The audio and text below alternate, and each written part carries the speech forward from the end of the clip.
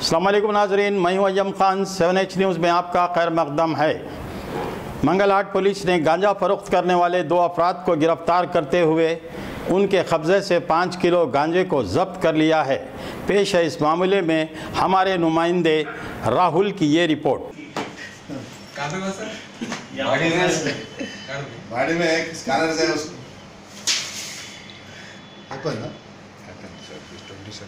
Patrolling कर रहे तो जाली हनुमान के पास 2 आदमी under suspicious circumstances they have gunny bag with their hands and see police वालों को देख के वो लोग भाग जाने को प्रयास करे तो अपना टीम उन लोगों को पकड़े और गन्नी बैग चेक करे तो उसके अंदर 5 किलो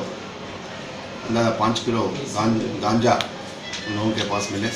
उन लोगों को इंक्वायरी करे तो ये गांजा विशाखापट्टनम एजेंसी एरिया से ला रहे बोले, उधर से 2000 रुपये को लाके इधर 5000 से ऐसा बेच रहे। इसके पहले एक बार आके ये लोग इधर ही बेचे वही रेट पे और पैसे कमाने के लिए फिर दूसरे टाइम भी जाके विशाखापट्टनम जाके लेके आके आज धूलपेट एरिया में ये बेचने के लिए आए। पुलिस वाले उन लोगों को पकड़ गया।